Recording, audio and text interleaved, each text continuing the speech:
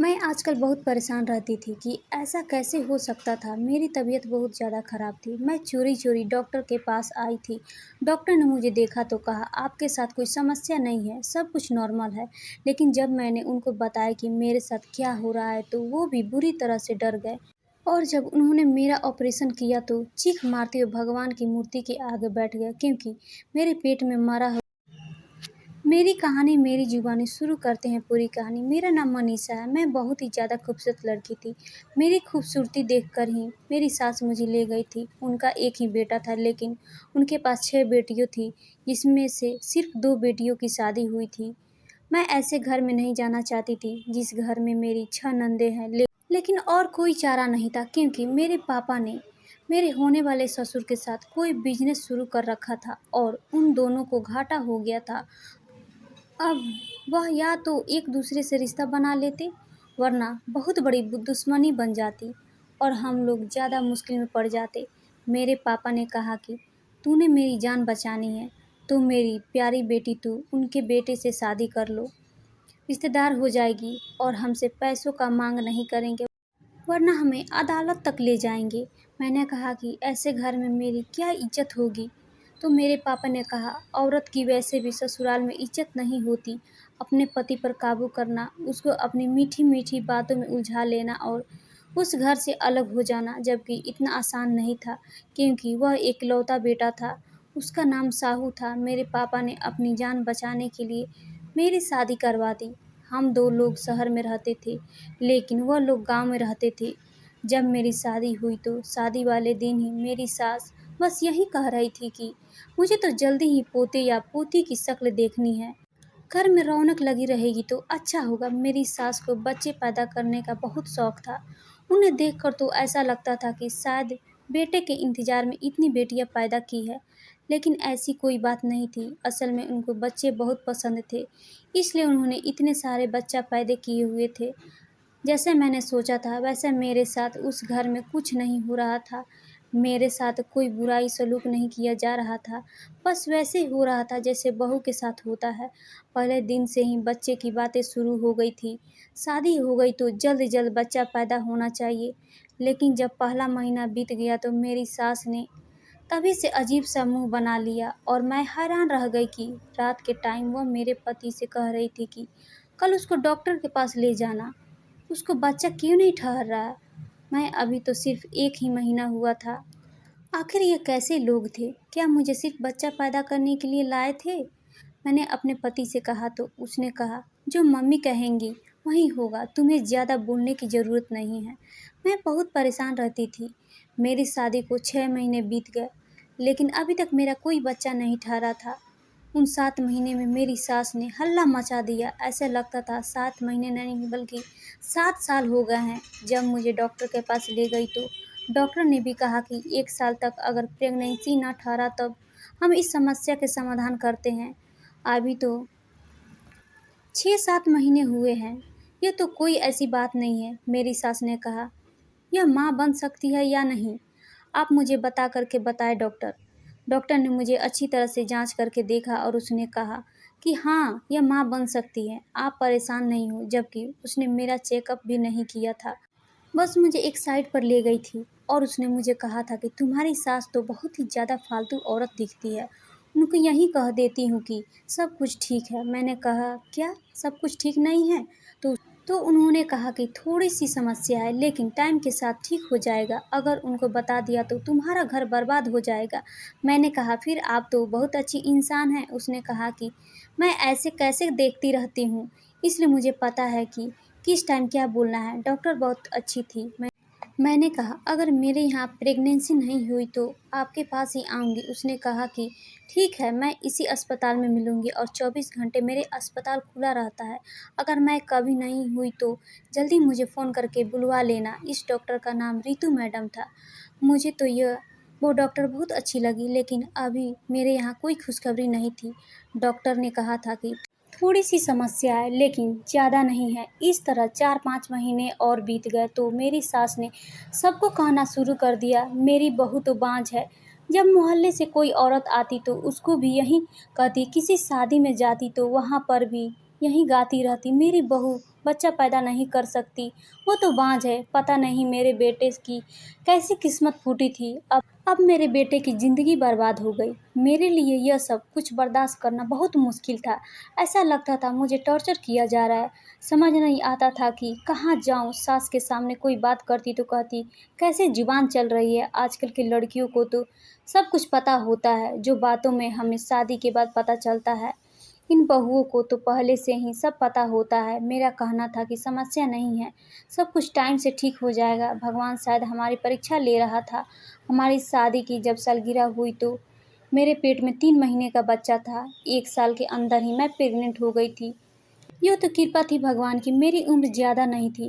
नहीं तो मेरी सास इस बात पर भी मुझे ताने सुनने को मिलते। मेरा पति तो कुछ बोलता नहीं था, बस चुपचाप बैठा रहता था। जो उसकी माँ कहती थी वही करता था। मैं बहुत ज़्यादा परेशान थी। फिर भगवान ने कृपा की। एक दिन मेरी तबीयत ज़्यादा ही खराब हो गई। मुझे वैद्य जी के पास ले गए तो वैद्य जी ने कहा कि मैं माँ बनने वाली हूँ। तब वहीं जाकर सबको सुकून आया। मेरी सास तो खुशी होना चाहिए, लेकिन उनके चेहरे पर परेशान थी, क्योंकि वह पूरे ख़ानदान में मुझे बाज मशहूर कर चुकी थी। और अब सारे ख़ानदान वाले कहते कि आप तो कहती थी कि आपकी बहू कभी बच्चा पैदा नहीं कर सकती, फिर यह कैसे हो गया। मैं भी चुप हो गई, क्योंकि आखिरकार भगवान ने मेरी प्रार्थना सुन ली थी। अब मुझे कुछ बोलना नहीं चाहिए था। मेरे साथ तो इंसाफ हो गया था। मैं माँ बनने वाली थी। जितना मेरी सास को शौक था, मुझे लगा कि उतना ही मेरा ख्याल भी किया जाएगा, लेकिन मेरा बिल्कुल भी ख्याल नहीं किया गया। मेरे लिए कामों के ढेर रखे गए थे। मेरे लिए कोई अच्छी चीज़ ना लाती थी। पति को कुछ कहती तो कहता कि मम्मी से पूछ कर ले आऊँगा। जब मम्मी से बात करता तो वह कहती कि कोई ज़रूरत नहीं है, हमने कौन सा फल फ्रूट खाए थे, फिर भी 8 बच्चे पैदा कर दिए। सारे के सारे ठीक है, कोई समस्या नहीं है। सब औरतों के चोंचले होते हैं। ऐसे टाइम में पति को अपनी उंगली पर नचाना चाहते हैं। जानबूझकर मासूम बन जाती है। कोई तबीयत खराब नहीं हुई। औरत का जिस्म तो बना ही है बच्चा पैदा करने के लिए होता है। तो फिर ऐसा थोड़ी है उस पर कोई पहाड़ तोड़ी जा रहा है। बस अपनी बीवी की बातें सुनते जाया करो और दूसरे कान से निकाल दिया करो। ज़्यादा सर पर चढ़ाओगे तो पछताओगे। मुझे बहुत ज़्यादा बुरा लग रहा था। मेरी छोटी छोटी समस्या होती थी, क्योंकि मेरा पहला बच्चा था, वो भी इतने साल बाद पैदा हो रहा था। लेकिन जब भी मैं कुछ कहती तो मेरा पति कहता था कि मेरी माँ के साथ तो ऐसा नहीं हुआ, तो फिर तुम्हारे साथ क्यों हो रहा है। लेकिन एक दिन जब मेरी ननद आई हुई थी, वह भी माँ बनने वाली थी। उसने कहा कि मम्मी पेट में बड़ा दर्द हो रहा है, तो मेरी सास ने जल्दी कहा कि हाँ हाँ, ऐसे टाइम में दर्द होता है, तुम फल फ्रूट खाया करो। मैं हैरान रह गई कि उसकी दफ़ा तो उनको सारी बातें याद थी। दर्द भी होता है, आराम भी करना होता है, फल फ्रूट भी खाने होते हैं, दूध भी पीना होता है। जबकि अगर मैं कुछ ऐसी बात करती तो वो कहती थी कि नहीं नहीं, कुछ नहीं होता, तुम्हारी सेहत तो अच्छी है। मैं उनको अपने बीमारी के लिए बताती तो कहती तुम दुबली पतली हो, अच्छी भली हो, तुम्हारा आराम से बच्चा पैदा हो जाएगा। मेरा पेट भी ज़्यादा निकला हुआ था, बहुत ही ज़्यादा पेट निकला था। इतना तो मैंने किसी का भी नहीं देखा था पेट निकला हुआ। लेकिन मेरी सास कहती थी कि पहला बच्चा है, पेट तो निकलता ही है ज़्यादा, क्योंकि इंसान की चमड़ी मोटी होती है।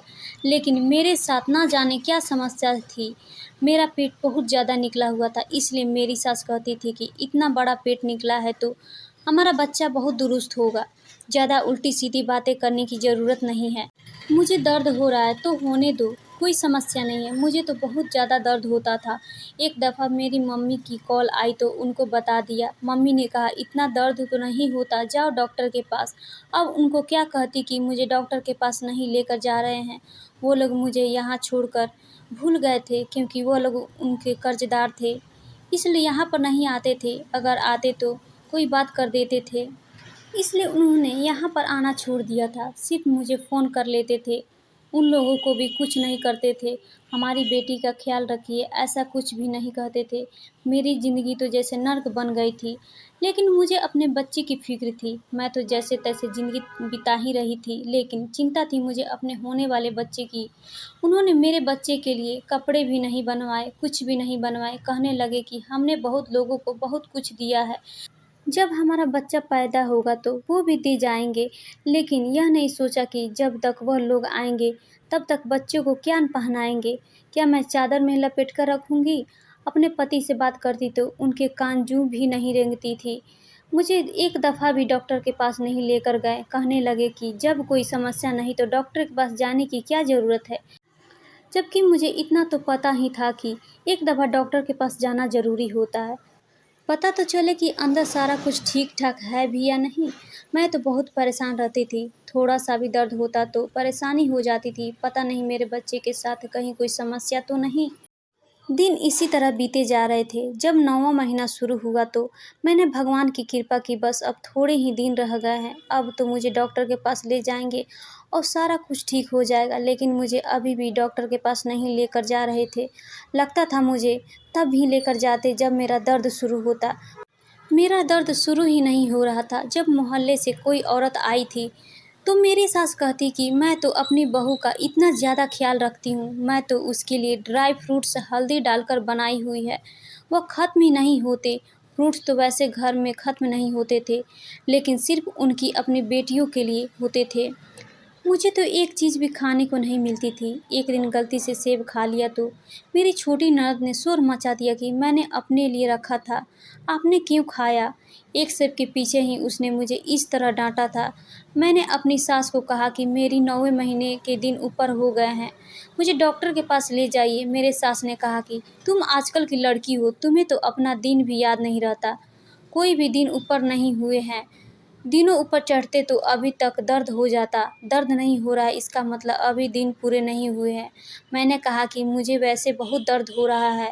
इधर-उधर कमर में उन्होंने कहा कि नहीं अभी तो तुम्हारा टाइम ही नहीं आया। जब टाइम आएगा तो खुद ही पता चल जाएगा। दिन ऊपर से ऊपर होते चले जा रहे थे। जब मैंने ज़्यादा शोर मचा डाला मुझे लेकर जाए तो मेरा पति मुझे वैद्य के पास लेकर गया। वैद्य ने कहा कि अभी टाइम मेरे पति का ख़ानदानी वैद्य था।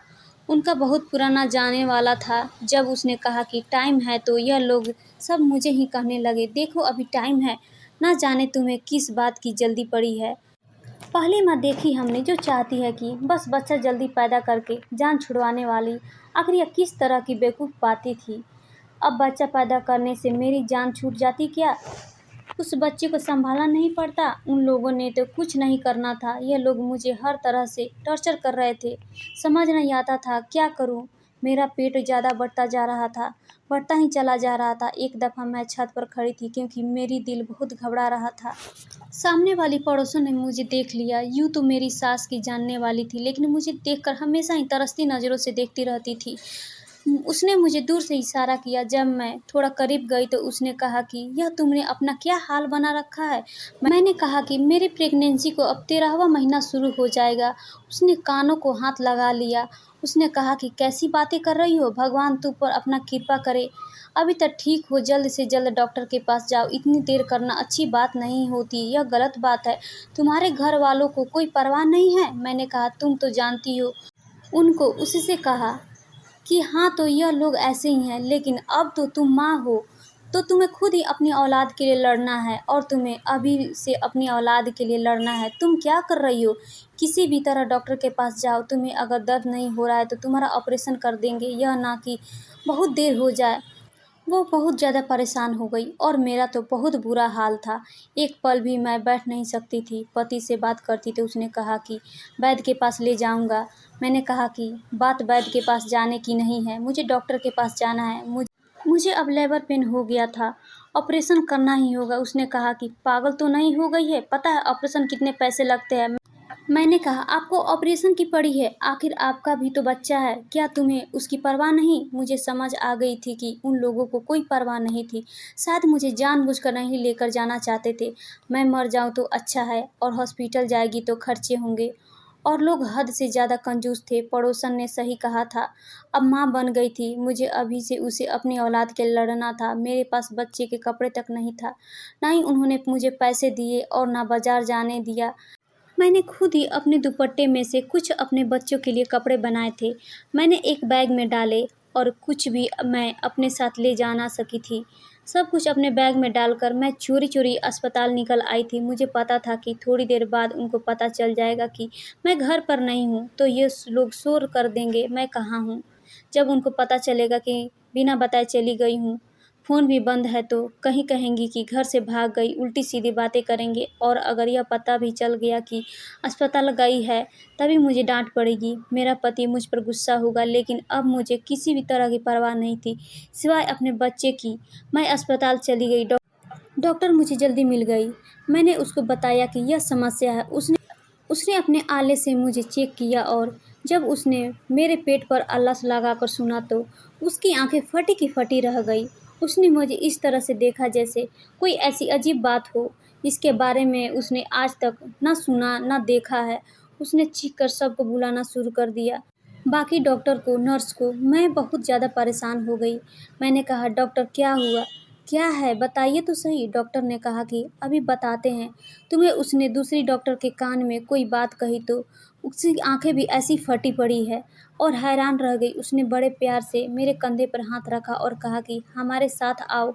और मैंने कहा, मुझे कहाँ लेकर जाते हैं, मेरा बच्चा तो ठीक है, बताइए तो सही क्या बात है। उन्होंने कहा कि सब कुछ ठीक हो जाएगा, बस तुम घबराना नहीं। लेकिन मैं बहुत ज़्यादा घबरा रही थी। उन्होंने कहा, अपनी फैमिली को बुला लो। मैंने कहा, वो नहीं आएंगे। मैं उनसे छुप कर गई थी। उन्होंने कहा कि फिर तुम अपने माँ बाप को बुलवा लो। मैंने अपने मम्मी पापा को फ़ोन कर दिया और कहा कि बिना किसी को बताए वो अस्पताल में आ गए। मुझे डॉक्टर ने सिर्फ इतना ही बताया कि अब ऑपरेशन करना पड़ेगा। इतना तो मुझे पहले ही पता था कि क्योंकि टाइम बीत चुका था। मैं बार बार पूछ रही थी कि सब कुछ ठीक है या नहीं, तो वो बता नहीं रही थी। उन्होंने कहा कि बस ऑपरेशन करेंगे। ऑपरेशन हुआ और ऑपरेशन में बहुत ज़्यादा टाइम लग गया। मेरी कज़न का भी ऑपरेशन हुआ था। उसने बताया था कि आधे घंटे से ज़्यादा नहीं लगता, लेकिन मेरे ऑपरेशन में 3 घंटे लग चुके थे। सारे डॉक्टर अजीब-सी हालत में थे। वैसे तो ऑपरेशन डॉक्टर करते थे, लेकिन यहाँ पर 4-5 डॉक्टर एक दूसरे से धीरे-धीरे आवाज़ में बातें कर रहे थे और मेरा ज़रूरत से ज़्यादा ही ख्याल रख रहे थे। मुझे याद नहीं कि उसके बाद क्या हुआ। मुझे ऑपरेशन थिएटर से बाहर लेकर जा रहे थे तो मैं बेहोश हो गई। शायद उन्होंने मुझे नींद की दवाई दे दी थी। जब मेरी आँख खुली, मैं अपने कमरे में थी। मेरी माँ मेरे सिरहाने बैठी थी और मेरा बाप सर पकड़ कर बैठा था। ना मेरा पति वहाँ था और ना ही मेरी सास। मैंने कहा कि क्या हुआ, मेरा बच्चा तो ठीक है ना? मैं बुरी तरह से घबरा गई और उठ कर बैठ गई। उन लोगों ने मुझे कहा कि ऑपरेशन हुआ है, सब ठीक है। मैंने कहा, मेरा बच्चा कहाँ है? बच्चे को तो कमरे में होना चाहिए था। कहाँ था मेरा बच्चा? मैं बहुत ज़्यादा परेशान थी। मुझे लगा कि मेरा बच्चा इस दुनिया से चला गया है, क्योंकि मैंने हॉस्पिटल आने से बहुत देर कर दी थी। मेरे माँ-बाप भी बहुत परेशान थे, लेकिन असल में यह बात नहीं थी। डॉक्टर वहाँ पर आई, उसने मुझे बताया कि क्या हुआ था। मेरे कदमों तले से ज़मीन निकल गई और इसके बाद जो बात उसने मुझे बताई वो मेरे लिए किसी खुशखबरी से ज़्यादा परेशानी की बात थी, क्योंकि जिन हालातों में पड़ने वाली थी उनके लिए मैं तैयार नहीं थी और मैं बहुत अकेली होने वाली थी। लेकिन जब डॉक्टर अंदर आई तो वो अकेली नहीं थी, उनके साथ अस्पताल का मालिक भी आया था, जो देखने में बहुत ही ज़्यादा शरीफ और नेक इंसान लग रहा था। मेरे बाप का उम्र का था। उसने सफ़ेद कपड़े पहने हुए थे, उसकी दाढ़ी भी सफ़ेद थी। डॉक्टर रितु ने मेरा चेकअप किया और पूछने लगी कि तुम ठीक हो, दर्द तो नहीं हो रहा है? मैंने कहा कि मेरा बच्चा कहाँ है, मेरा बच्चा कहाँ है? मैं बार-बार एक ही सवाल कर रही थी। वह लोग मेरे सवाल का जवाब नहीं दे रहे थे। उन्होंने मेरी तारीफ़ किया। उन्होंने कहा कि हमारे अस्पताल के मालिक और उन्हीं की वजह से अस्पताल चलता है। अस्पताल में कुछ चीज़ें बहुत महँगी होती है, लेकिन गरीबों के लिए मुफ़्त में है। हम उनको दान कर देते हैं, क्योंकि हॉस्पिटल में मालिक बहुत अच्छे इंसान हैं। मेरा दिल बुरी तरह से घबरा रहा था। मेरा दिल कर रहा था कि मैं चिल्लाकर पूछूं, आखिर मेरा बच्चा कहाँ है?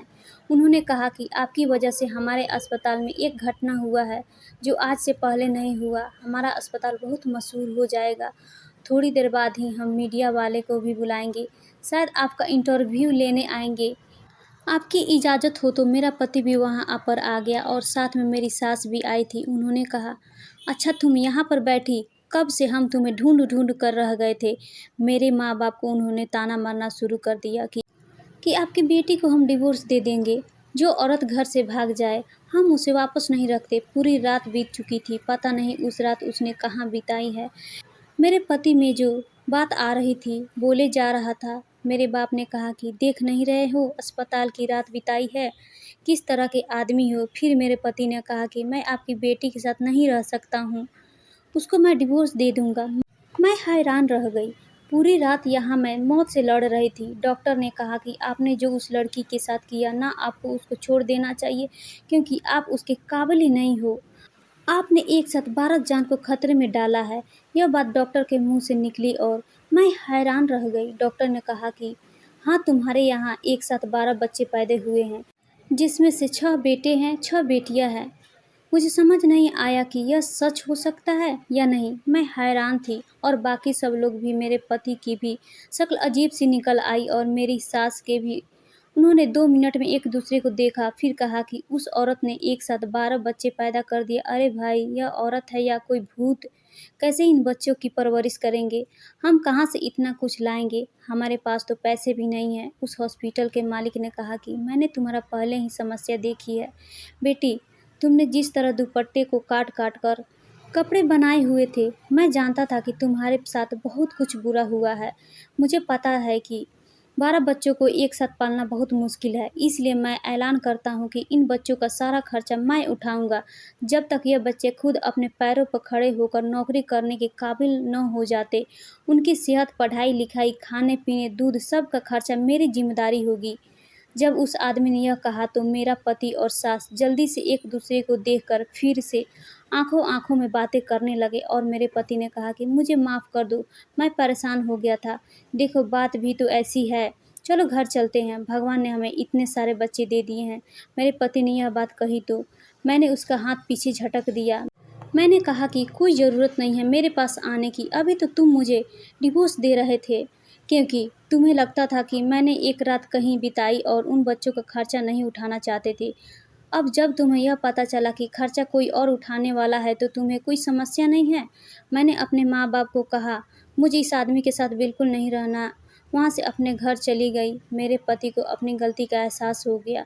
वो बार बार मेरे घर आता। मेरे माँ बाप ने मुझसे एक ही शर्त रखी थी कि अगर अपनी बीवी और बच्चों को ले जाना है तो तुम्हें अलग घर में रहना होगा। मेरे पति ने कहा कि मैं ऐसा नहीं कर सकता। तो मेरी माँ बाप ने कहा कि फिर हमारी बेटी को छोड़ दो, तुम्हारे लिए आसानी होगी और तुम अपने माँ बाप के साथ ही रहो, जिसने तुम्हारी बीवी और बच्चों के जानबूझकर खतरे में डाली थी।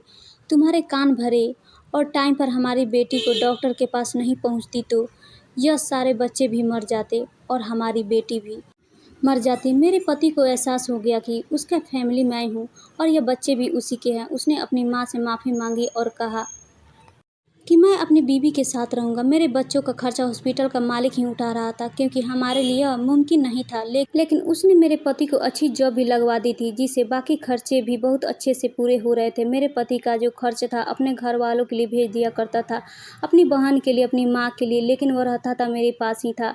अब उसे अपनी गलती का एहसास हो गया था और वाकई एक अच्छा पति बनकर मेरे साथ उन बच्चों को पालने में बिजी था। मेरे साथ क्या हुआ मुझे इसलिए नहीं बताया गया था कि कहीं मैं परेशान ना हो जाऊं, मेरा ब्लड प्रेशर बढ़ जाए, क्योंकि इस तरह मेरे और मेरे बच्चे दोनों के लिए समस्या बन जाता। लेकिन यह बात वाकई मशहूर हो गई। मीडिया में यह खबर चली गई कि छोटे से गांव में एक औरत ने 12 बच्चों को जन्म दिया, जिसमें 6 बेटे और 6 बेटियां। इस अस्पताल के डॉक्टर की योग्यता पर भी गर्व होने लगा था, जिन्होंने इतना मुश्किल कैसे हैंडल किया और माँ समेत सारे बच्चे की जान बचा ली। मेरी सास क्या चाहती थी मैं आज तक समझ नहीं पाई। सबसे पहले उनको बच्चे की ख्वाहिश थी, लेकिन अब बाद में उनको बच्चे से नफरत ही हो गई थी। शायद वह यही सोचती थी कि अगर बच्चा हो जाएगा तो उनका बेटा उनको भूल जाएगा। भगवान जिसने मेरे बच्चों को खुराक और परवरिश का इंतजाम किया, भगवान की कृपा हुई है। अगर किसी को इस दुनिया में भेजता है तो उसके रिश्ता का भी इंतजाम कर देता है, वरना 12 बच्चों को पालना हमारे लिए बहुत मुश्किल था। लेकिन उसने एक इंसान ने सारी जिम्मेदारी अपने सर पर ले लिया। मेरे बच्चे बहुत अच्छी तरीके से पढ़ रहे थे, उनके लिए हर अच्छी चीज़ का इंतजाम हो रहा था। मैं भगवान की कृपा करते नहीं थक रही थी। दोस्तों, यह थी आज की कहानी। पसंद आए तो लाइक एंड शेयर कीजिए हमारे चैनल को और सब्सक्राइब करना ना भूलिए दोस्तों। फिर मिलते हैं नई कहानी के साथ। धन्यवाद दोस्तों, धन्यवाद।